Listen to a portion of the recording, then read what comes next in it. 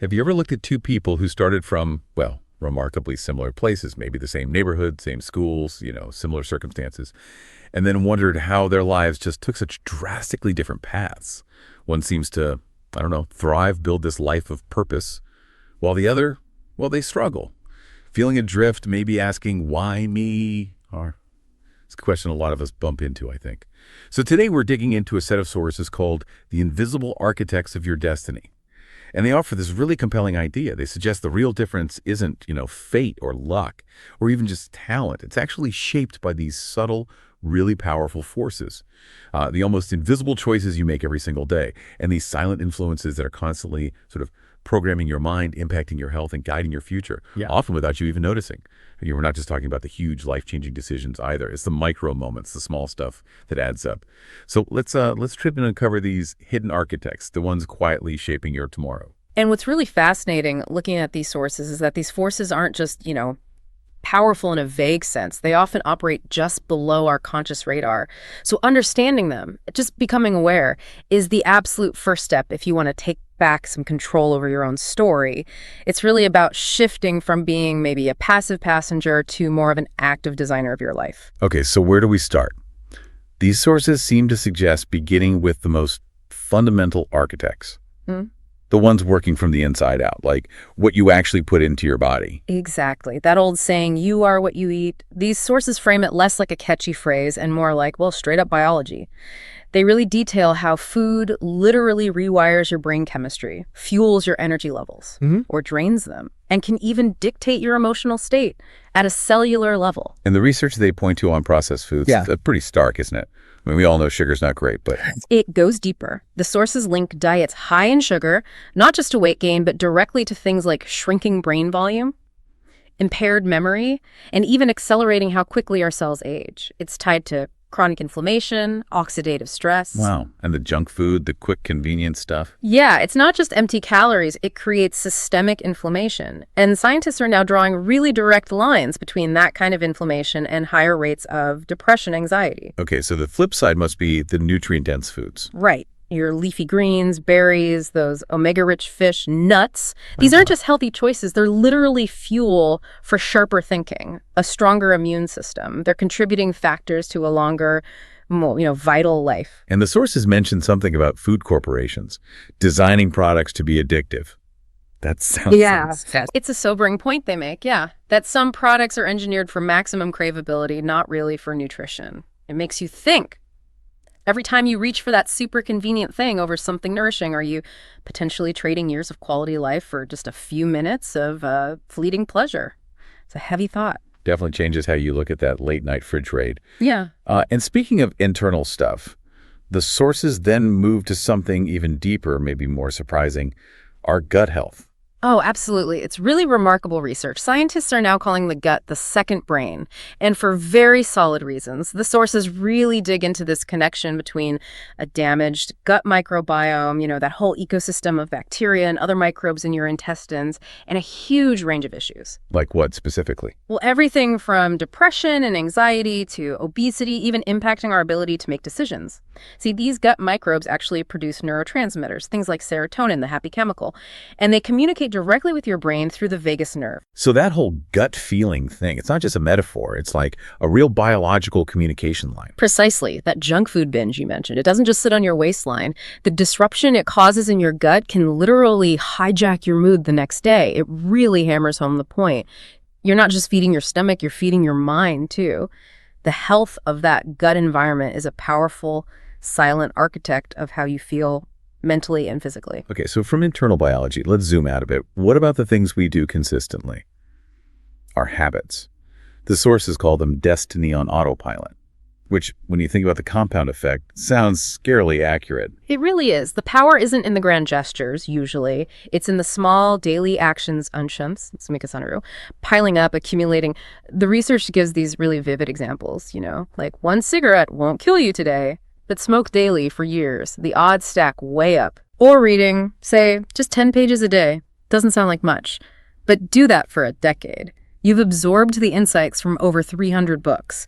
Same with the daily workout. You won't see huge changes in a week, but 5 years down the line, you could be unrecognizable, physically stronger, more resilient.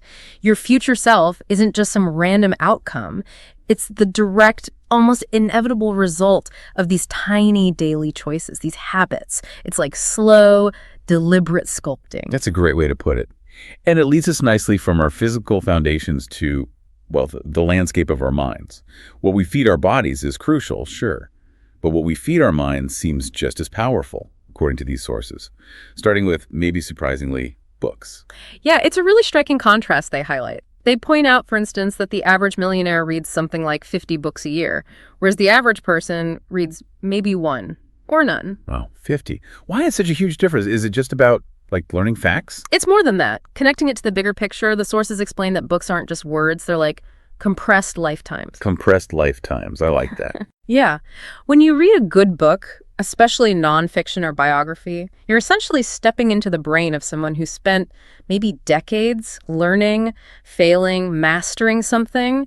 It's a way to borrow genius, you could say, spend a few hours reading, gain insights that took someone else years or even a lifetime to figure out. Compared to maybe scrolling through social media feeds or just catching headlines. Exactly. One approach actively expands your mental world, your understanding. The other can kind of keep you trapped in a much smaller loop of information, often negative or trivial. There's this one line from the sources that really stuck with me. Not reading doesn't just leave you less informed. It traps you inside the limits of your own mind, while others are out there expanding theirs. It's a powerful image. And that expansion or limitation is also profoundly shaped by something even deeper, often subconscious, our beliefs. It's quite a thought exercise the sources propose. What if many of your core beliefs aren't actually yours, things you consciously chose? Whoa, okay. Like, they're just hand-me-down programs we inherited. Pretty much, yeah. The sources give clear examples of how these limiting beliefs can play out subconsciously. Like, if you deep down believe money is dirty or the root of all evil, you'll likely find ways to sabotage financial success without even realizing it. Or if you believe relationships inevitably lead to pain, you might push intimacy away.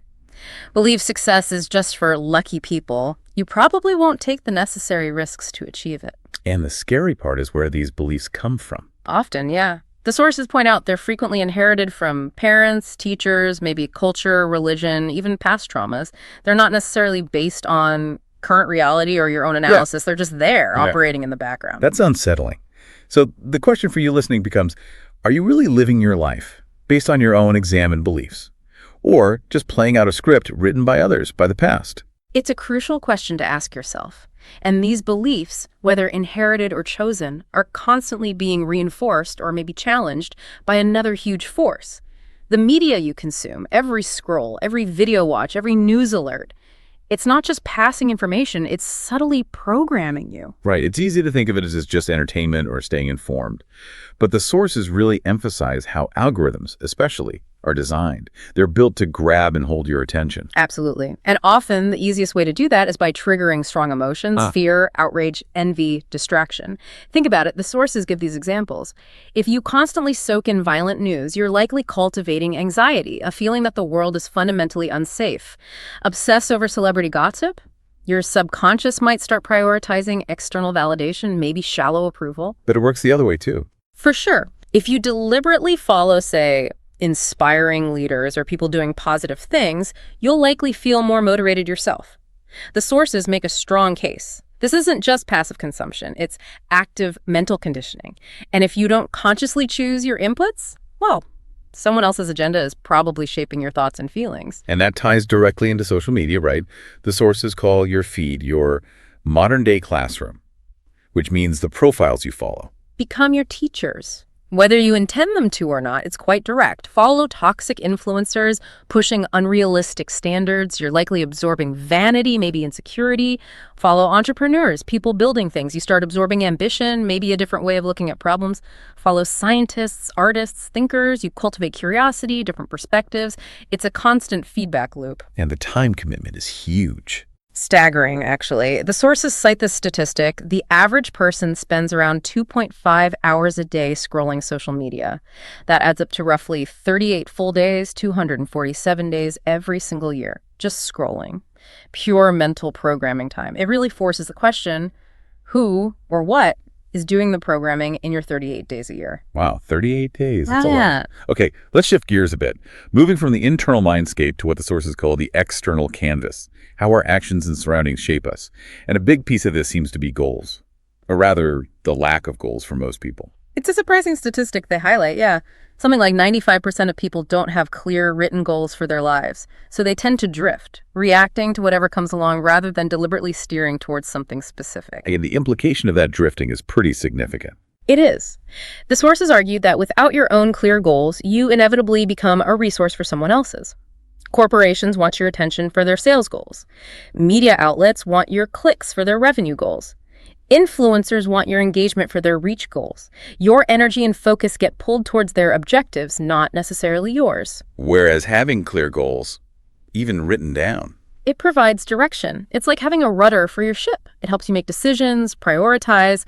You stop living by accident, essentially, and start living more by design. It's about introducing intentionality into the equation. and that intention extends beyond planning, right? Into the experiences we actively seek out or avoid.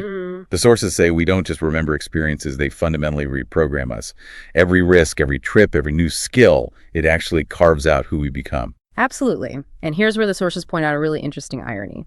Most people naturally shy away from new experiences, especially ones that seem uncomfortable or challenging. Fear of failure, fear of the unknown. But ironically, it's that very avoidance that shapes them. It often keeps them in a smaller comfort zone, maybe stunts their growth. The really profound insight here is that the experiences you tend to avoid out of fear, those are often the exact ones that hold the most potential to transform you, to make you stronger or wiser. That's a challenging thought. Growth requires discomfort. And speaking of shaping forces, let's talk about environment. This one feels huge, but maybe easy to overlook. The sources use this simple analogy. Plant in sunlight thrives, plant in darkness withers. Humans aren't so different. It's a stark but effective analogy, yeah. Your environment silently, constantly molds you. The sources are quite direct. Surround yourself with negativity, constant complaining, cynicism. It's almost impossible not to get pulled down by it eventually, but surround yourself with people who are striving, learning, achieving. You naturally start to raise your own standards. And if your environment is just average, mediocre, you'll likely settle for that yourself over time. There's that famous saying, isn't there, about your income being the average of your 5 closest friends. Exactly. The sources cite research supporting that idea. It's not just about money, though. It applies to attitudes, health habits, aspirations. The key takeaway is your environment is never neutral. It's either actively lifting you up, supporting your growth, or it's subtly holding you back, maybe even killing your potential slowly. Which leads us perfectly to the final architect, and maybe the most powerful one according to these sources, the actual people you spend your time with. They talk about humans being contagious, not just colds, but attitudes, energy levels, habits, beliefs. It's incredibly true. The examples they give are so relatable. Spend time with chronic complainers. You'll probably find yourself complaining more, seeing the negative in things. Hang out with dreamers, people excited about possibilities. Some of that energy, that optimism is bound to rub off on you. Spend time with people who face challenges head on, the warriors, as they put it. You start to absorb some of that resilience, that fight. It's like emotional and behavioral osmosis. The really sobering part, the sources say, is how many people keep toxic relationships in their lives for years. Friends, colleagues, even family. Without fully realizing the cumulative damage those relationships are doing, silently eroding their confidence, their energy, their potential. It's a difficult truth, but an important one. So what it boils down to, sometimes the biggest act of self-care, of self-love, won't actually be cutting ties, choosing consciously who gets your time and energy. That's a major implication from the sources. Yes, it requires courage, but the impact can be transformative. Wow. Okay, we've covered a lot of ground here, a whole landscape of these invisible architects. If we bring it all together, the big conclusion from these sources seems pretty unavoidable. Most of us think life is kind of random, stuff just happens. But the argument here is, it's not. Not really. Every bite of food, every scroll on your phone, every conversation, every single thought you allow to take root, it's all constantly sculpting you, shaping you into someone, either someone stronger, wiser, more fulfilled, or maybe weaker, more distracted, kind of lost. And crucially, doing nothing.